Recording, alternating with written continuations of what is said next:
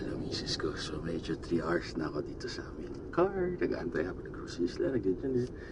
Medyo napawiwi ako. So binili ako ng hat as a costume tsaka face mask para di ako mamukhaan ng tao. By the time na mukhaan nila ako, sa car na ako. Tapos di nila ako nakita. Nakapag-CR din ako. So kung nakita nyo man ako, thank you. Hi guys!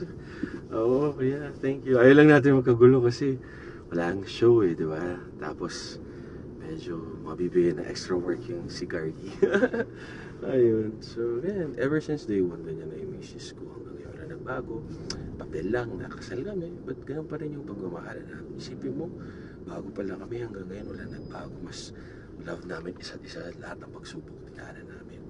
Diba? Lagi lang tayo mag-pray, maging loyal sa isa't isa, at maging loving and caring and understanding. Tama kayo, mali ako. I'm not your Dr. Doorward.